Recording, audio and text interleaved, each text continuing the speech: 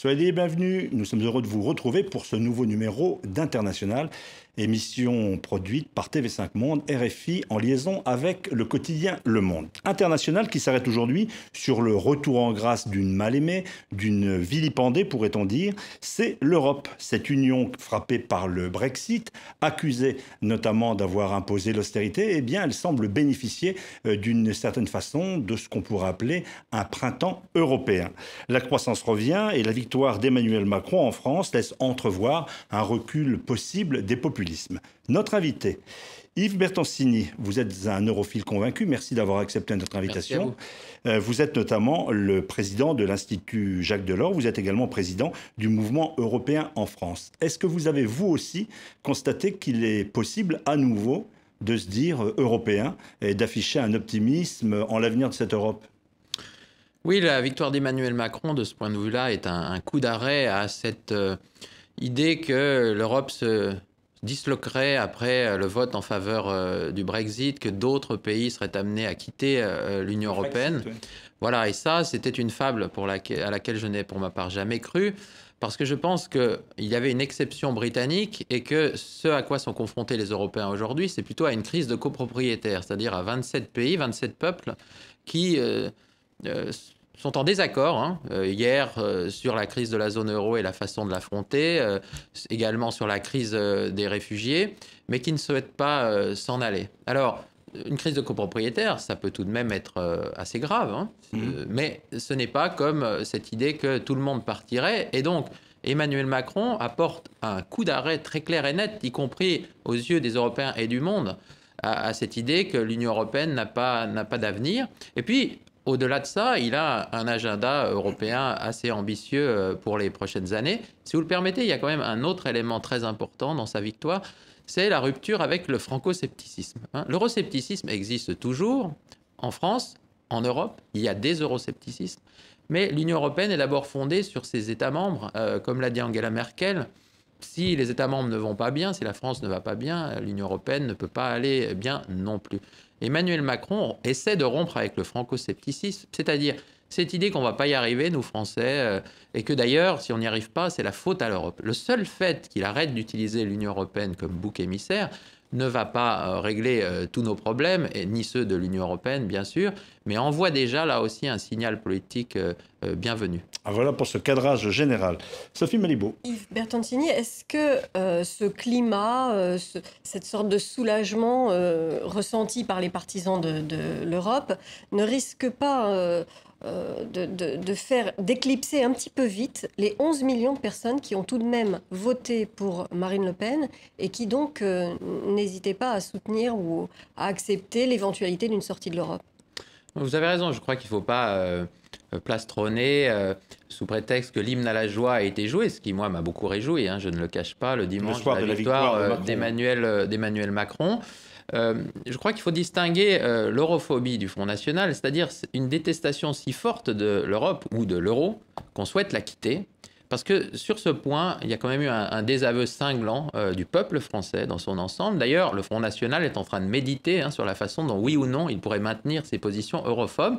Donc il faut quand même capitaliser sur cette victoire contre l'europhobie. Mais comme on dit, il n'y a pas de fumée sans feu. Voilà. Ouais. D'une part, il y a des causes derrière cette europhobie. Et puis, deuxièmement, il y a un euroscepticisme en France qui reste important. Alors, actuellement, vous me demandez si Emmanuel Macron fait le printemps. Une hirondelle ne fait pas le printemps, mais il y a quand même une forme d'anticyclone europhile au-dessus de la France. Mais les dépressions eurosceptiques sont toujours là. Elles peuvent revenir parce qu'évidemment, l'Europe n'est pas parfaite. Beaucoup de critiques s'expriment vis-à-vis d'elles. Elles reviendront. Je crois tout de même que ce qui reste capital pour Emmanuel Macron, c'est les réformes qu'il fera en France. Parce que si la France va mieux, la colère qui s'exprime chez nos compatriotes baissera sans doute d'un ton. Christophe Ayad, Le Monde. Yves Bertoncini, on a quand même l'impression que pendant cette campagne, c'est imposé l'idée que on est allé trop loin en termes de libre-échange, délocalisation, intégration du marché du travail au niveau européen. Est-ce que, et même chez Emmanuel Macron, qui parle de réviser la directive sur les travailleurs détachés, est-ce que ça, c'est une idée maintenant qui est partagée par tous, qu'il faut quand même protéger un peu plus les intérêts nationaux, les travailleurs nationaux, etc.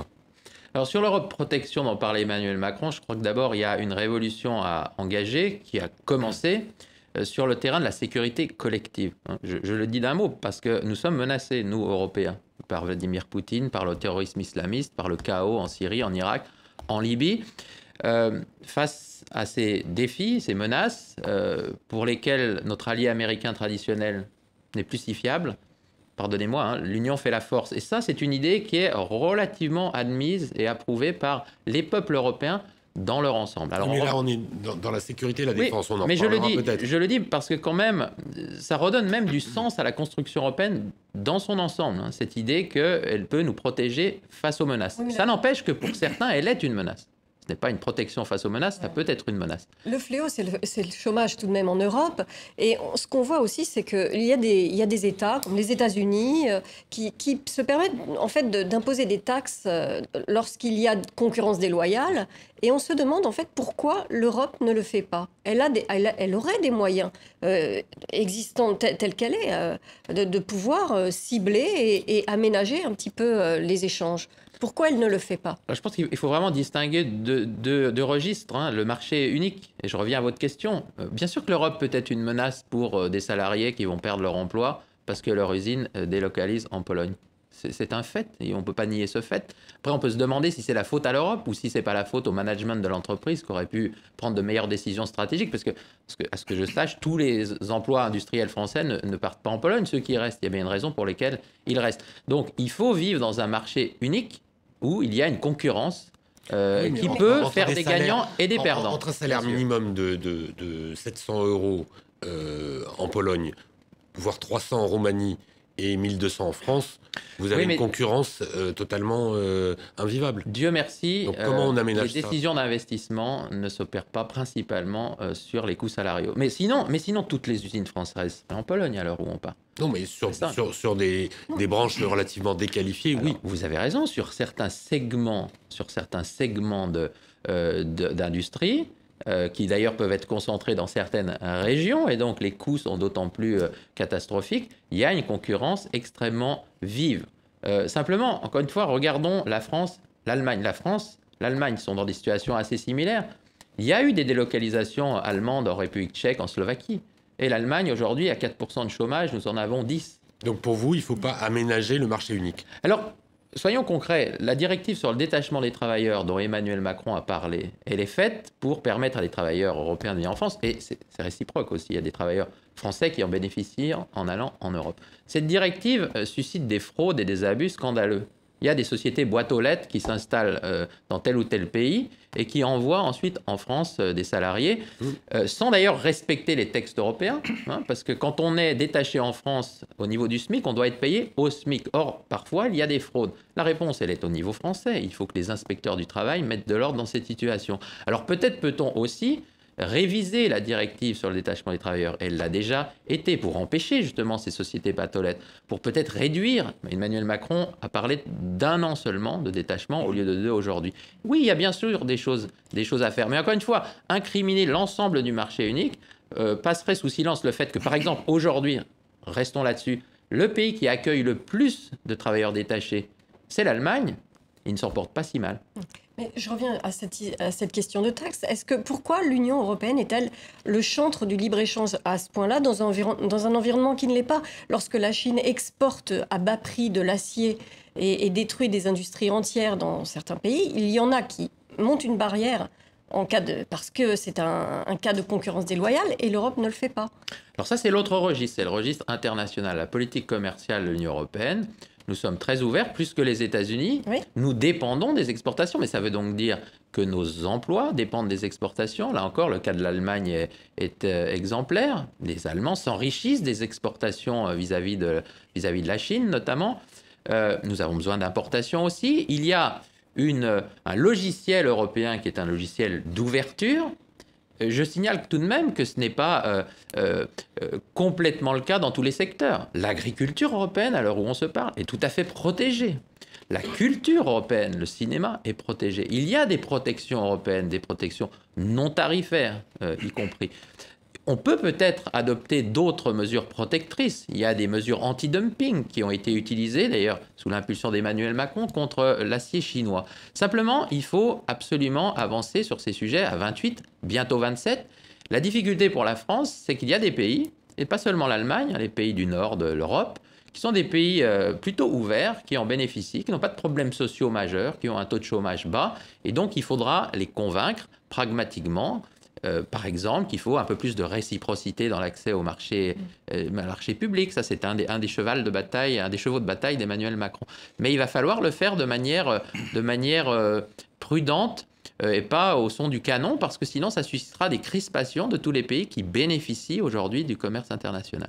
Yves Bertoncini, donc les deux chefs de gouvernement et d'État, Emmanuel Macron et Angela Merkel, se sont rencontrés et pour la première fois ont évoqué une révision possible des traités. Vous-même, vous avez été eurocrate. Qu'est-ce qui doit changer? On a toujours parlé de déficit démocratique, mais qu'est-ce qui doit changer pour ne pas risquer la sortie de route à laquelle on a pu assister avec la sortie de tel ou tel pays? Bon, sur la sortie de tel ou tel pays, je reviens au fait qu'à mon avis, les Britanniques étaient une exception, hein, un pied dedans, un pied dehors depuis le début. Ils avaient d'ailleurs fait un référendum d'appartenance 2 ans après leur entrée, ce qui était très original.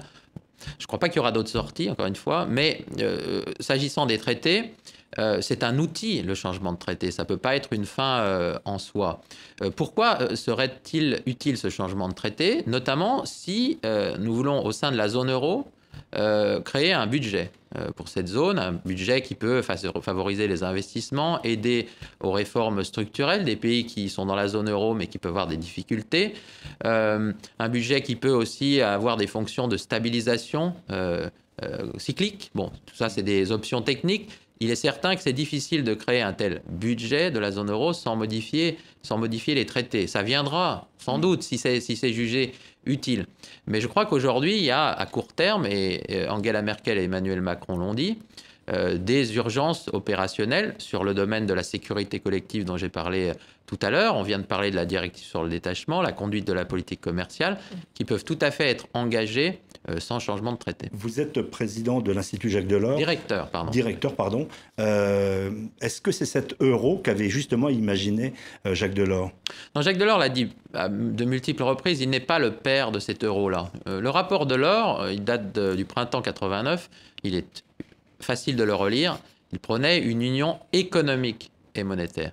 On a fait l'union monétaire, et sur le plan économique, au-delà des sanctions possibles autour de cette limite de 3% du déficit public, sanctions qui d'ailleurs n'ont pas été appliquées, il n'y a pas eu de convergence suffisante des politiques économiques et encore moins sociales et fiscales.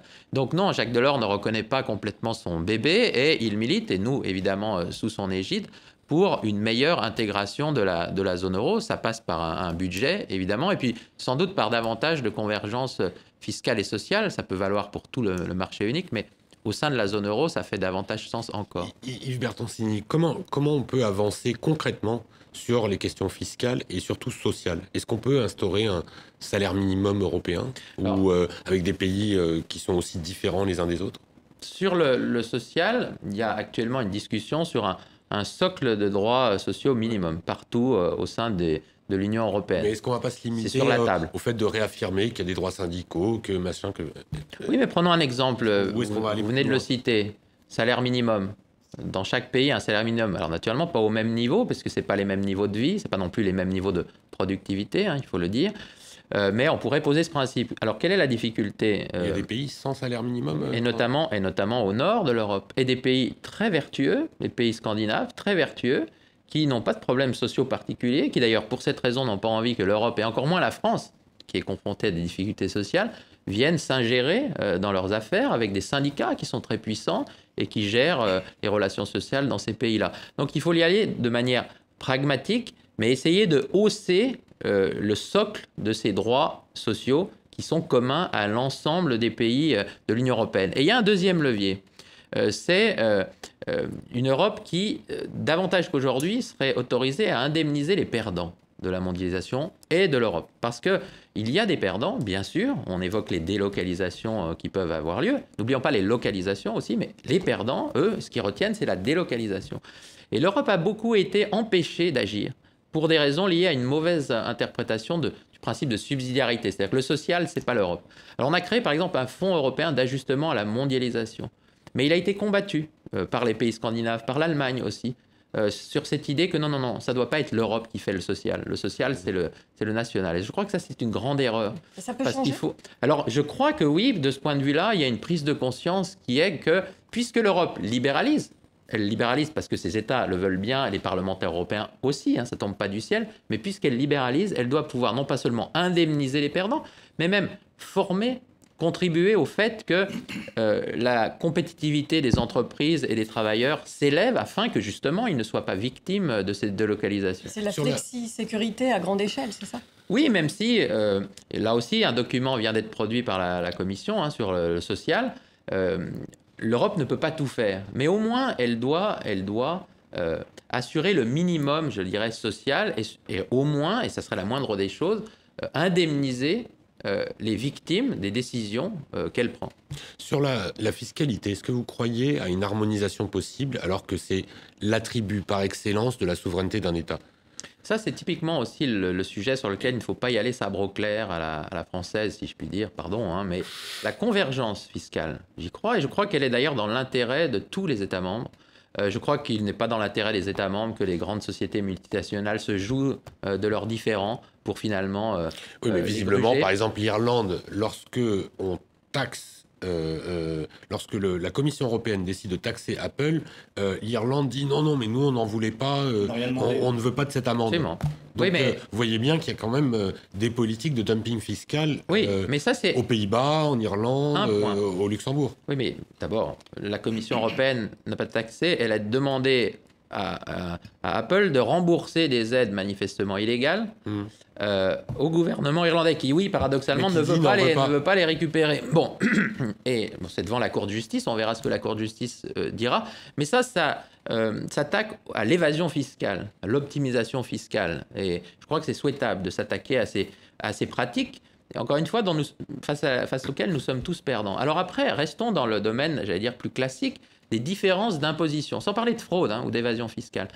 On y arrivera si on admet le fait qu'il n'est pas possible qu'un pays comme l'Irlande, qui est un petit pays, périphérique et en plus insulaire, ait le privilège de taxer les sociétés autant que nous, les Français, qui sommes un grand pays, central, et d'ailleurs connecté à tous les grands marchés de l'Union européenne, avec, j'ajoute, de très bonnes infrastructures, une main-d'œuvre très bien formée. Il y a une hétérogénéité fiscale minimale en Europe, et nous devrions nous réjouir, nous Français, de pouvoir taxer à 30, et même 33, alors que les Irlandais ne sont qu'à 12,5.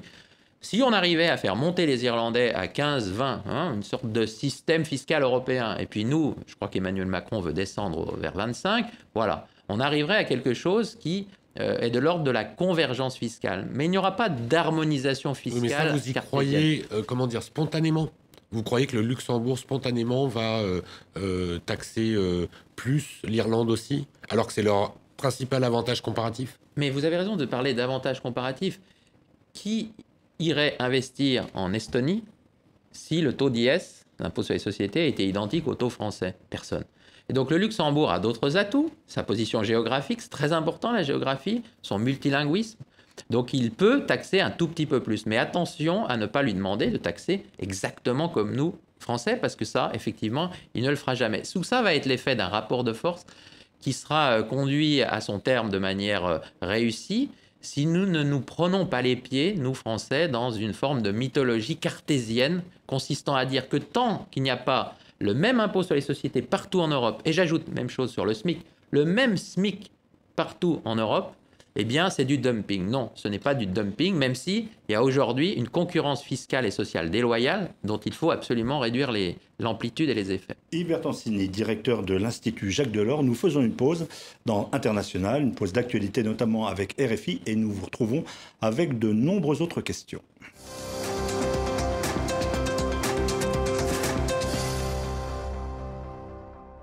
Retour à International, TV5 Monde, RFI, avec le quotidien Le Monde. Notre invité aujourd'hui, Yves Bertoncini, directeur de l'Institut Jacques Delors. Nous avons évoqué la situation de cette Union européenne. Dans l'actualité, on le voit également, ces drames quotidiens, 5000 migrants ont été secourus en 48 heures. Certains d'entre eux, on le sait, se sont noyés. Plusieurs pays, il s'agit de la Pologne et de la Hongrie, refusent tout simplement de recevoir même un seul migrant, ce qui est contre les valeurs de cette Union européenne. L'Europe ne réagit pas. L'Europe va réagir puisqu'il y a eu une décision du Conseil. 7, ouais. Alors, il y a deux choses différentes. Il y a eu une décision du Conseil de l'Union européenne disant que quand des pays, alors la Grèce et l'Italie concrètement, sont en situation de perte de contrôle, parce qu'il y a un afflux migratoire massif, il faut répartir les réfugiés.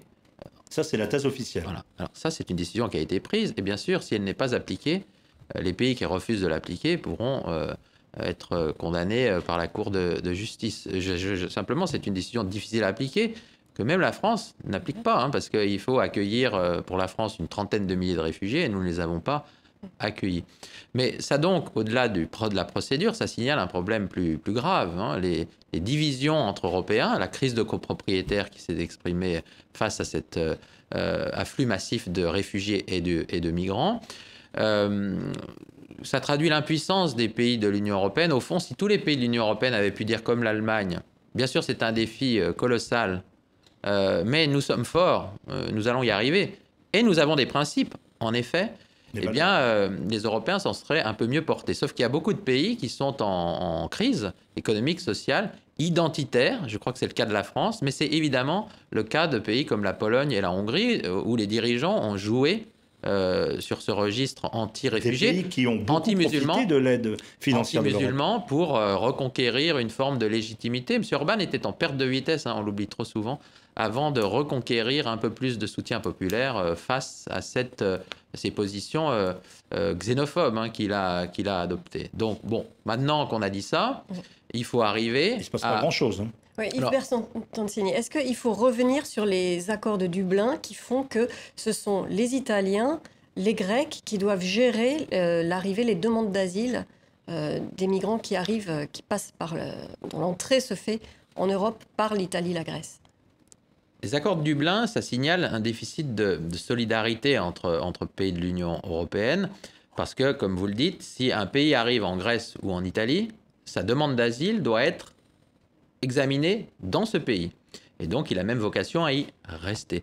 Derrière... Ce déficit de solidarité, ça fait plus d'1 an qu'on le signale. Voilà. Alors, d'abord, premièrement, il y a eu ce correctif que l'Union européenne a essayé d'apporter, puisqu'il y a un mécanisme de relocalisation de réfugiés. Mais il y avait autre chose de plus grave.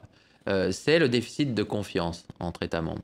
Le déficit de confiance consistant à penser que puisque précisément les Grecs et les Italiens devaient accueillir ce flux massif de réfugiés selon les règles de Dublin, ils n'avaient aucun intérêt à le faire. Et qu'en gros, ils ne contrôlaient pas nos frontières externes et ils laissaient tout passer, sachant que c'est déjà très difficile, quand bien même ils le voudraient, de contrôler la frontière entre la Grèce et la Turquie. Alors face à cela, qu'est-ce qui a été fait ?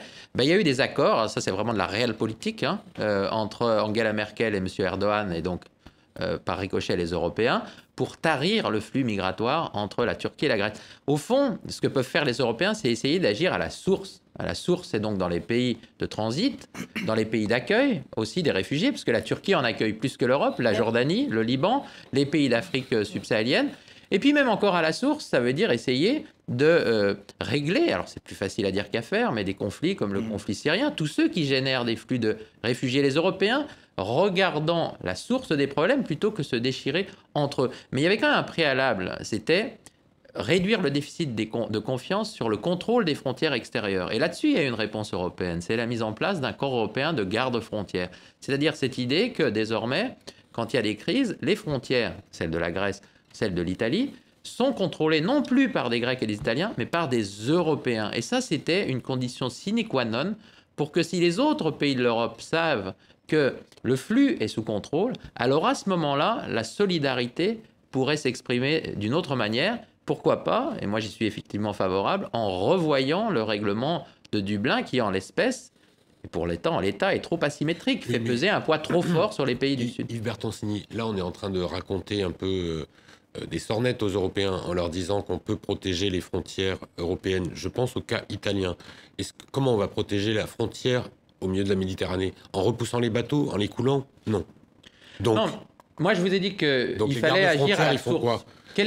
D'accord, mais donc dire qu'il y a un corps de garde-frontières qui va protéger la frontière de l'Italie, c'est hélas une sorte de chimère. Oui, mais le Corps européen de garde-frontières, c'est déjà un progrès par rapport à l'autre option qui consisterait à rétablir les contrôles aux frontières nationales, les contrôles entre nous. Parce que c'est ça qui s'est passé.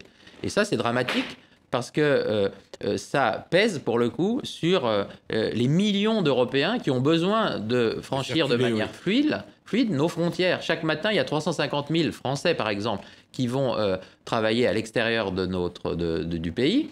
Si jamais on avait continué à rétablir de manière systématique le contrôle à nos frontières intérieures, ça leur coûtait beaucoup. Donc on le fait aux frontières extérieures. On ne dit pas ce qu'on fait avec ces gens qui prennent des bateaux tous les jours, toutes les semaines.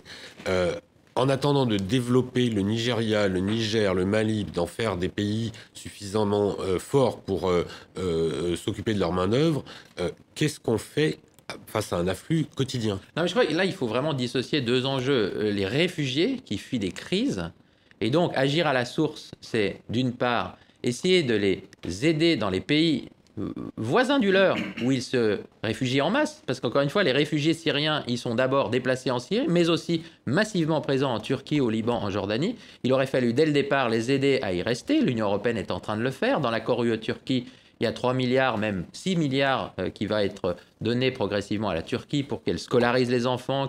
Donc ça, c'est agir à la source, premièrement. Deuxièmement, évidemment, agir sur les causes de ces conflits. C'est difficile, mais c'est quand même l'horizon, le règlement de la crise syrienne. En revanche, je vous évoquais un autre sujet, qui est l'immigration. L'immigration économique qui vient des pays d'Afrique subsaharienne. Ces pays sont en crise grave. Le Mali est déstabilisé, le Niger, pas très loin de ça. Le Burkina, vous avez la moitié du pays qui est occupé par des guérillas djihadistes. Donc, oui, mais encore une fois, c'est aux Européens. Dire que ces pays, c'est purement économique. Est-ce qu'il n'y a pas un décalage, Yves Bertoncini, entre ce que les Européens, les populations seraient prêts à accepter et le manque de courage politique de leurs autorités? On a vu, pas plus tard qu'hier, une manifestation à Milan même qui a vraiment mobilisé beaucoup de monde pour dire qu'il fallait réserver un meilleur accueil aux migrants. Est-ce qu'il n'y a pas une sorte d'incohérence dans tout ça, de voir que en fait, les Européens pourraient être en fait, plus ouverts à un afflux de migrants aujourd'hui, étant donné les conditions démographiques, etc.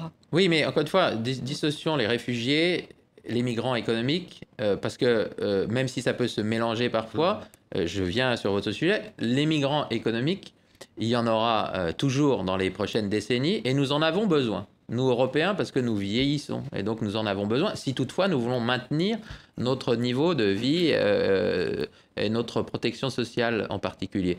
Donc, là-dessus, il y a un défi identitaire pour les Européens. Est-ce que nous sommes suffisamment forts, confiants, et pas seulement généreux, d'ailleurs. Oui, généreux, mais confiants en nous-mêmes pour nous dire, eh bien, ces populations qui viennent sur nos rivages, essayons de leur faire le meilleur accueil possible, à condition de contrôler leur accès à notre territoire. Il faut que tout ça se fasse dans l'ordre, dans la légalité. N'oublions pas qu'il y a des terroristes qui ont pu s'infiltrer dans les vagues de réfugiés. Et puis les migrants, ils doivent venir en Europe, mais par des voies légales, pas par des voies illégales. Et donc, à ces conditions-ci, il est possible de promouvoir une vision un peu plus ouverte des migrants qui existent déjà dans des pays comme l'Allemagne ou la Suède. C'est pas grand-chose pour aider cette immigration légale. Il n'y a pas énormément d'améliorations depuis. Oui, mais il y a des discussions au niveau européen sur les visas, la façon dont on peut ouvrir des canaux d'immigration légale. Ça existe, l'immigration légale. Il y a des migrants légaux qui arrivent en France chaque année. Donc les Européens doivent faire davantage, effectivement, pour organiser ces flux migratoires depuis la source, plutôt que de laisser tous ces candidats à l'exil dans les mains des passeurs qui ne rechignent pas à les faire mourir en Méditerranée. Il y a le deuxième voyage du président Macron auprès des forces françaises au Mali. Il est allé les saluer. Est-ce que, surtout après le départ de la Grande-Bretagne, la France va être le seul pays à disposer réellement d'une armée de projection, de pouvoir remplir cette mission? Ou est-ce que cette Europe de la défense se construira un jour, se mutualisera un jour? Ça, c'est un défi essentiel pour Emmanuel Macron. On ne l'attend pas forcément sur ces sujets. Il a été beaucoup plus vocal sur les sujets économiques, financiers, budgétaires en matière européenne. Sauf que là, on a bien compris qu'il se présidentialise, qu'il est le chef de nos armées. Il est allé au Mali pour nous le confirmer. Et c'est, compte tenu du contexte géopolitique, le sujet sur lequel il sera le plus décisif et où l'Europe peut avancer de manière importante au cours des prochaines années. Encore une fois, parce qu'il y a des dangers et parce que notre allié américain traditionnel n'est plus si fiable. Et puis parce que, d'ailleurs, il nous le demande de faire davantage pour notre sécurité et notre défense. Et le fait que le Royaume-Uni se retire de l'Union européenne, ça peut aider, à contrario? Alors justement, il faudra quand même, c'est un partenaire stratégique important, maintenir des liens de coopération les plus étroits possibles avec le Royaume-Uni. Mais effectivement, puisqu'il a décidé de sortir, il faut constater que la France restera dans l'Union européenne, le seul membre permanent du Conseil de sécurité, le seul pays qui a aujourd'hui un outil militaire capable de se projeter. Et c'est excellent dans un contexte franco-allemand, parce que si la relation franco-allemande est déséquilibrée en défaveur des Français sur les sujets économiques, sociaux, budgétaires, en revanche, sur les sujets diplomatiques et militaires, c'est la France qui est en position de leadership. Et donc, il faut absolument que les Allemands, les Européens, pas seulement les Allemands, en fassent davantage sur ce sujet. Le fait que les Britanniques sortent est plutôt un signal favorable, parce que c'était toujours un peu urticant pour eux, et ça le demeure d'ailleurs quand on parlait de quartier général européen. Oui, mais justement, est-ce que vous n'avez pas il y a quand même une fenêtre d'opportunité. Est-ce que vous n'avez pas l'impression que les Britanniques sont en train d'utiliser cette carte comme chantage? C'est-à-dire, nous bloquerons tout tant que nous n'aurons pas un deal de sortie favorable, nous bloquerons tout pendant les 2 ans, voire plus de négociations que ça va durer. On l'a déjà vu sur le quartier général européen, les Britanniques commencent à se raidir et à dire on va faire de l'obstruction.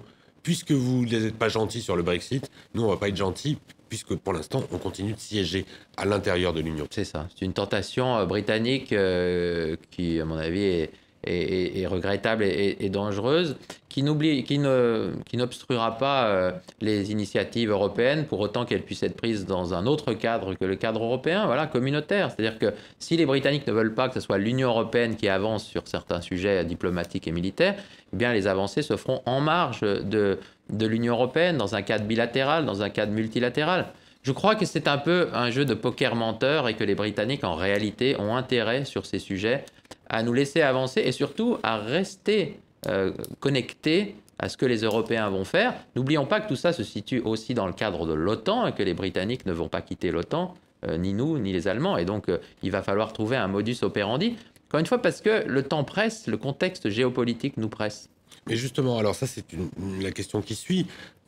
On voit bien qu'il y a une dynamique franco-allemande, enfin en tout cas une envie. Les Britanniques sortent.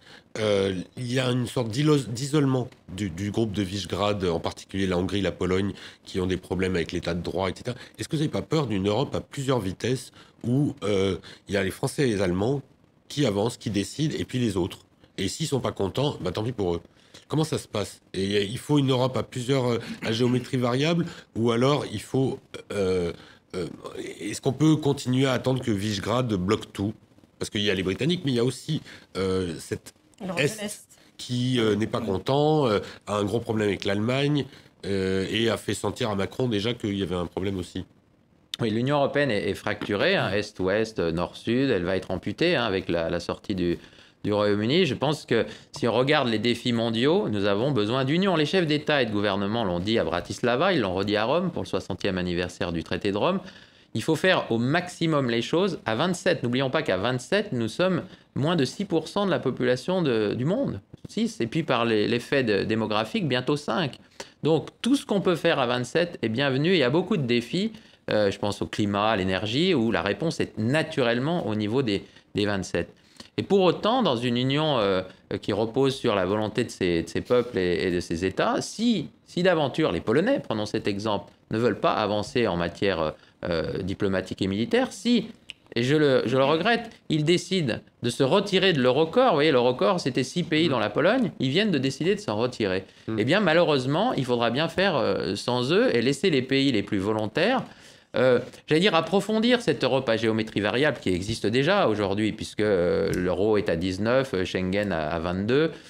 Simplement, il faut vraiment le faire en ayant le souci d'avoir un agenda positif à tous les niveaux. Ne pas laisser penser qu'il n'y a plus que le petit noyau dur qui compte et qu'on se désintéresse du reste. Il faut une Europe à pleine vitesse, parce qu'encore une fois, le monde nous presse, à plusieurs niveaux. Donc pas une Europe à plusieurs vitesses. Vous êtes pour entériner ces différentes dimensions de l'Europe de manière claire et explicite. Non, moi je suis pour respecter la volonté des dirigeants de ces peuples. J'étais à Prague lundi, mardi. Évidemment que les Tchèques redoutent de se voir marginalisés au sein d'une Union européenne qui se rétrécirait ou qui se concentrerait par exemple sur la zone euro. Il y a deux réponses, évidemment. On peut leur dire rejoignez donc la zone euro, mais s'ils ne souhaitent pas le faire, l'autre réponse c'est de proposer un agenda positif, évidemment au niveau de la zone euro, de l'espace Schengen, mais aussi pour l'Union européenne tout entière, c'est-à-dire des agendas qui incluent tout le monde plutôt qu'une démarche qui exclurait certains pays. Quand il est arrivé au pouvoir, le président américain Donald Trump était dans la posture de mettre une brèche entre les Européens, justement. Il était plutôt en faveur d'une sorte d'affaiblissement et de dislocation générale. C'était un peu son état d'esprit. Il va venir maintenant, cette semaine, au G7. Il va rencontrer les Européens. Est-ce que vous pensez qu'entre-temps, il a changé ? Est-ce que sa vision, maintenant, serait plus en faveur d'une Europe forte ? Est-ce qu'il a compris que l'intérêt des États-Unis pouvait passer par là ? J'espère. C'est pas étonnant qu'au début, il ait proféré quelques analyses, à mon avis, approximatives, puisqu'on le voyait mettre en scène ses rencontres avec M. Farage. Bon, je ne pense pas qu'il a été briefé à la bonne source. Parce qu'encore une fois, M. Farage devrait être nationaliste jusqu'au bout et comprendre que si les Britanniques ont décidé de sortir, c'est parce qu'il y avait une exception britannique. Je ne comprends pas cette idée que tout le monde va faire comme les Britanniques. Si on est nationaliste britannique, réjouissons-nous de l'exceptionnalité britannique. Donc je crois que Donald Trump a commencé à envoyer des signaux inquiétants parce que c'est le premier président des États-Unis depuis la Deuxième Guerre mondiale qui ne considère pas que l'Union européenne est un allié naturel et qu'il est sain que les Européens s'unissent, y compris par exemple pour créer un pilier européen de l'Alliance Atlantique. Il a envoyé des signaux totalement contradictoires là-dessus. Donc qu'est-ce qu'il pense ? Qu'est-ce qu'il va dire ? Écoutez, il va venir à Bruxelles au sommet de l'OTAN, ça va faire une bonne occasion de l'entendre sur le sujet. Ce qui est sûr, c'est que l'incertitude qu'il a introduite dans la relation transatlantique, dans un contexte à ce point-là instable pour les Européens, a été un puissant signal nous incitant, tous ceux qui le voudront, à prendre un tout petit peu plus notre destin stratégique et sécuritaire en main. Donc en fait, pour vous, le Brexit a un peu réveillé l'Europe. D'abord, le Brexit n'a pas encore eu lieu, mais c'est vrai que le fait que le vote populaire en faveur du Brexit ait gagné a été une sorte de signal pour les Européens. Mais j'allais dire les peuples européens qui aussi ont pris conscience du fait que l'appartenance à l'Union européenne n'était pas acquise, et c'est bien normal, l'Union européenne n'est pas l'Union soviétique, on peut en sortir, et que d'une certaine manière, ils se sont dit, les Britanniques ont décidé de le faire. Est-ce que vraiment on est sûr qu'ils vont vers un avenir radieux ? Parce qu'ils ont quand même déjà mis presque 1 an à enclencher la procédure de divorce. Il y a eu des doutes. Bon.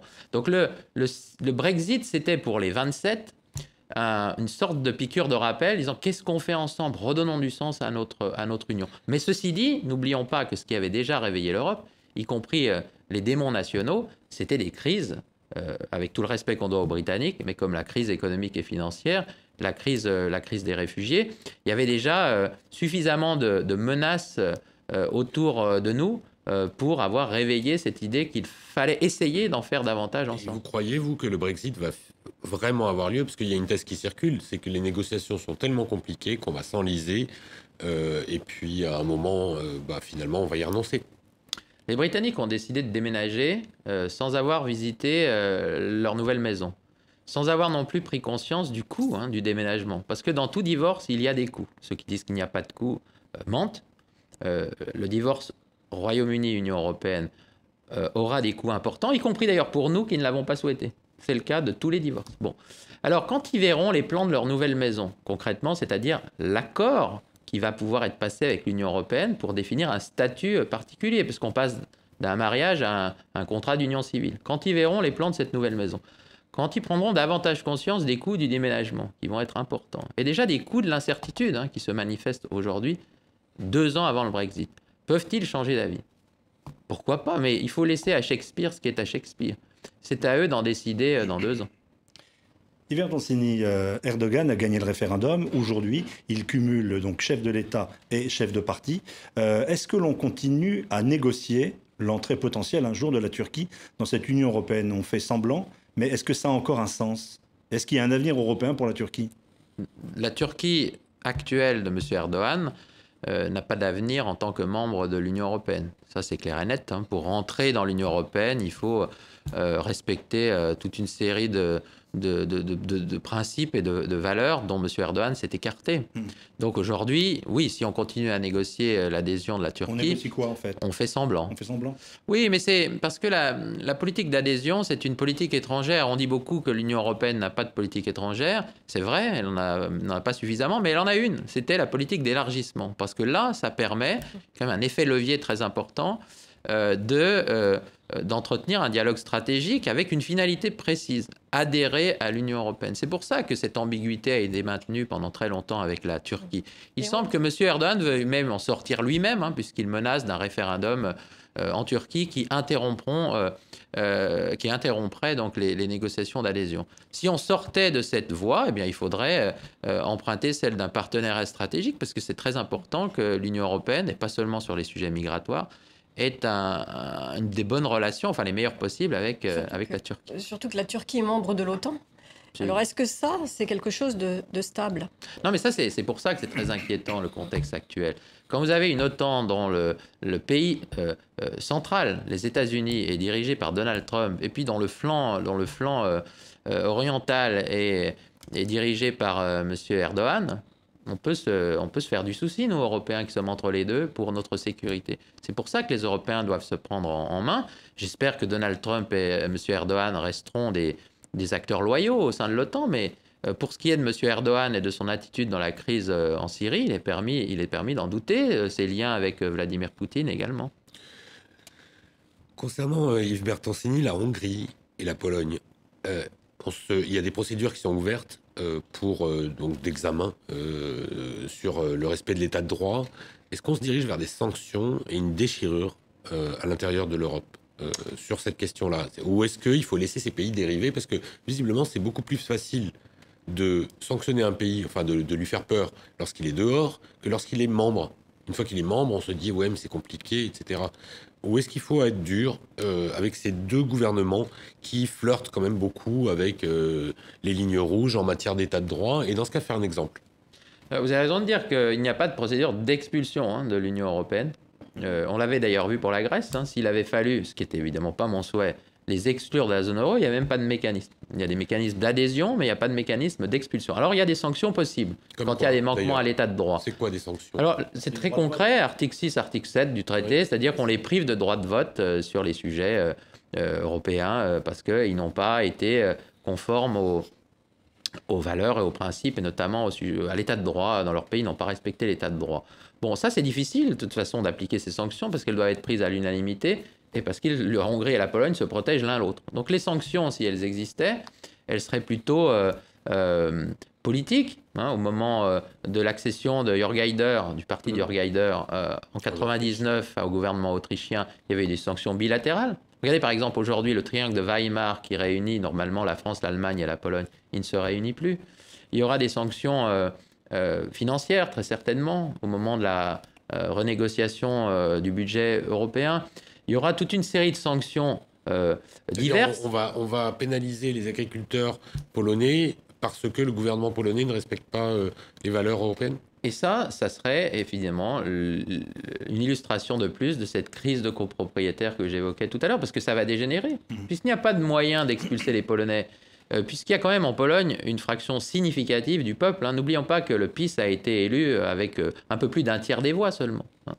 Eh bien, ça serait dramatique d'en arriver là. J'espère que M. Kaczynski entendra raison et que peut-être, si on regarde vers l'extérieur, là encore, si on regarde Vladimir Poutine, qu'il n'a pas en haute estime, M. Kaczynski, eh ben, il trouvera peut-être des raisons de donner un peu de gage à l'Union européenne et de revenir dans une attitude où l'Union européenne ne pèse pas sur la souveraineté de la Pologne, mais où au moins elle la rappelle à ses obligations de base en matière d'état de droit et de démocratie. Yves Bertoncini, merci d'être venu nous parler de cette Europe, de ce printemps de l'Europe. Je rappelle que vous êtes directeur de l'Institut Jacques Delors. Merci d'avoir été l'invité d'International aujourd'hui. Nous nous retrouverons la semaine prochaine pour un autre numéro d'International avec RFI, TV5 et Le Monde.